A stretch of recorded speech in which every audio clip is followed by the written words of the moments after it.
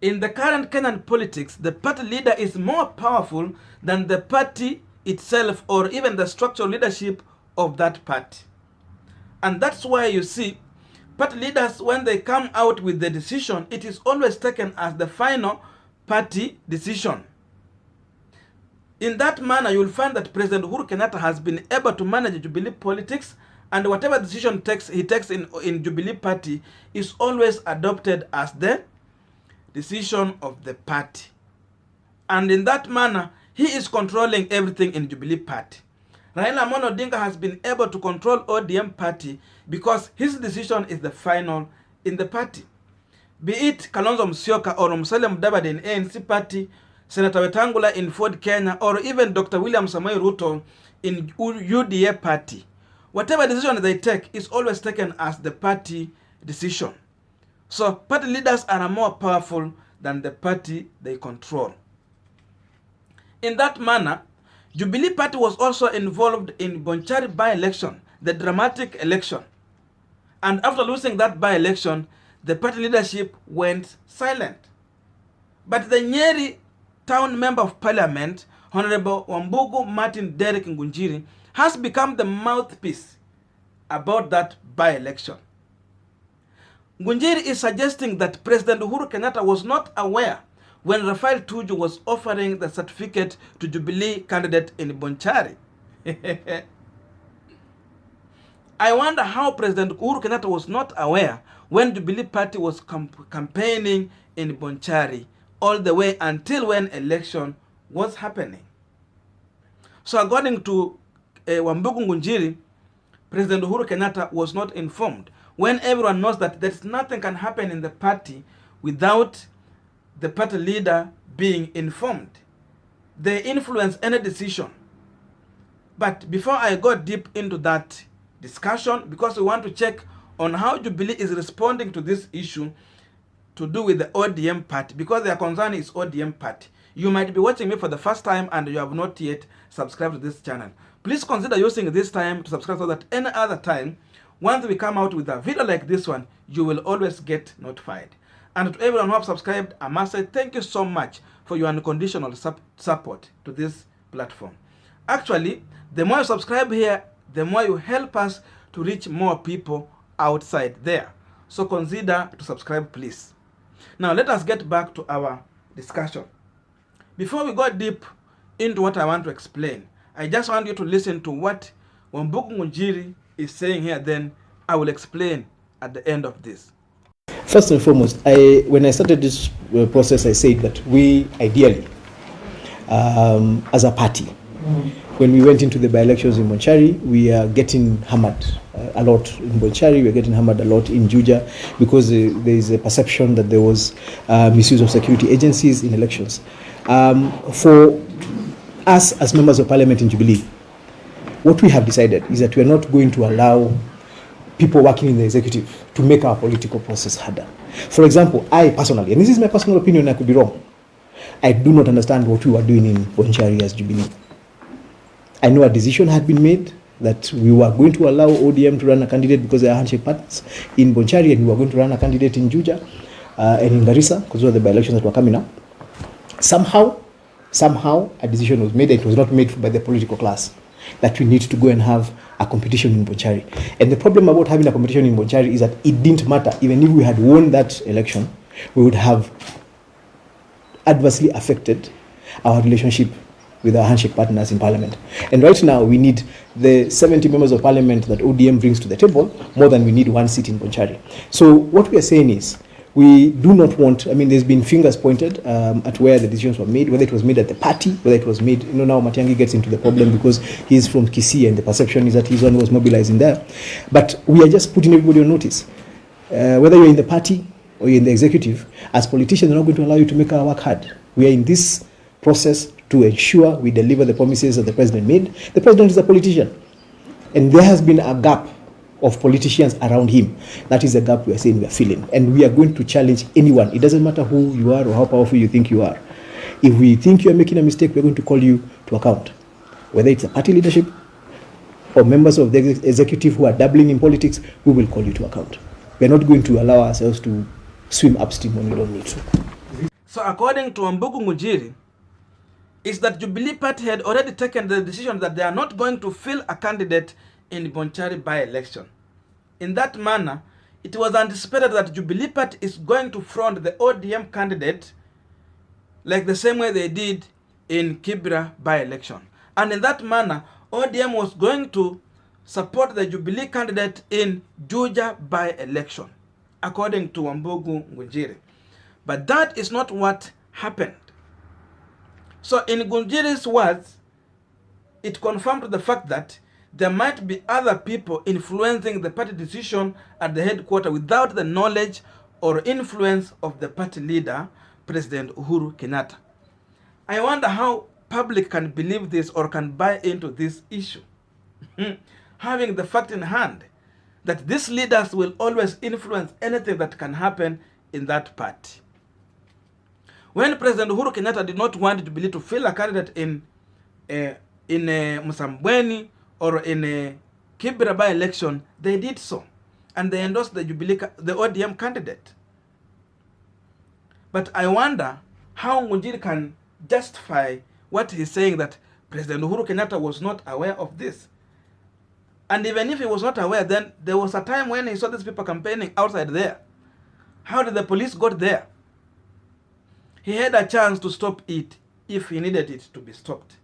So in my own view, I feel that it was well informed that President Uhuru Kenyatta was aware Jubilee Party was going to fill a candidate in Bonchari by-election. It was clear. He was aware that they are going in that race. And that's why they are saying he placed a phone call to Mratha and the team to question them how Jubilee lost in Bonchari by-election and Juja at large. So I'm reading something here. Jubilee is in a mission to appease the broken relationship with ODM party. Remember what the ODM Secretary General Edwin Sifuna said. He threatened that they might walk out of the handshake in case they are going to be abused and misused by Jubilee party. The way police mishandled them, the way police frustrated the ODM party, they were outside there already. Edwin Sifuna was already threatening that ODM party is going to walk out of the handshake. And for that reason, I feel that Jubilee is trying to use Wambugu Ngunyi and other leaders to bring ODM back to the handshake. Because remember, even after that by-election, ODM suffered, UDA people suffered a lot. And in that manner, you know, my enemy will always also be your enemy if you're also frustrated by the same enemy. So in that manner, ODM and UDA party were connected. That's why UDA party was able to come out easily and quickly to congratulate ODM candidate after winning that by-election. That confirmed the fact that there's no bad blood between Raila Amolo Odinga and Dr. William Samoei Ruto. In any way, these leaders can come together and form a coalition. And that is a threat to the system. That is a threat to President Uhuru Kenyatta and anyone who wants to manage the 2022 general election. Having fallen out with his deputy, and therefore the system might not allow Ruto to be in the next government as the leader. So this is a way of just managing ODM party. They want to appease them and tell them, look here, there is someone. Now they're shifting the blame. And it suggests that they might be putting this blame on CS Matiangi.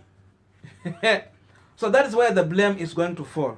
Instead of just putting it right on President Uhuru Kenyatta and Jubilee leadership as a large. Again, the other issue is here. Jubilee party understand that they have a case in the court to do with the Building Bridges initiative. In that manner, they still need the very, very effort of Raila Amolo Odinga and ODM party to go and fight through the court. And remember, both of these leaders, President Uhuru Kenyatta and Raila Amolo Odinga, are in this case. Therefore, their lawyers are presenting them. In that manner, they need harmony between ODM party and Jubilee party. So I wonder how you fight each other when you still need each other. Again, in case the court is going to uphold the ruling by the High Court. This means that maybe the other plan that these leaders can use to deal with some of the issues in BBI, because according to them, 70% can be implemented through the National Assembly. So they might need the ODM party together with the allies of President Uhuru Kenyatta, because remember, Jubilee is divided. We have Team Ruto and Team Uhuru Kenyatta. So they will need each other in order to pass some of these issues through the National Assembly. They will need numbers. In that manner, they need ODM party. And so, that might be one of the reasons why Ngunyi is coming out on behalf of the Jubilee Party to speak to these issues and make sure that they are in a way to renegotiate with the ODM party and heal the wound. Again, also referendum is coming.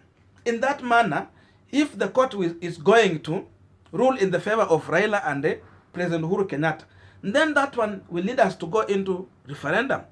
In that manner, still, Jubilee Party and President Uhuru Kenyatta will need the effort of Raila Amolo Odinga. In that manner, they have to heal the wound. What police did to the people in Bonchari by-election, the governor was complaining, the senator was crying, and even the ODM Secretary General was also crying in this issue. And so, ODM party was wounded. This is one of the way that I feel I'm reading in this issue, that they are trying to nurse the wound in ODM party so that going forward they will be speaking in the same language. So this is a mistake I feel, in my own view, Jubilee committed.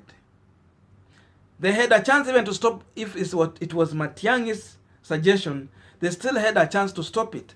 And in my own view, I feel that if Matiangi want to join politics and they want to be successful, then the only way for him to succeed in his politics, number one, is to join the ODM party. Remember, UDA is also gaining ground there. Therefore, maybe he might be in Jubilee party fighting ODM and UDA party. It's going to be a hard game. In case he want to become the next governor of Kisii, in that manner, he will need to join a party like ODM party. And in that manner, Jubilee will be not that much powerful. He will be facing the UDA candidate. That's the only way Dr. Matiangi can survive in that politics of Kisii. So again, Kiambaa by-election is on the way. And therefore, even if ODM party might not have votes there, there's what we call perception votes. So they are one in this issue.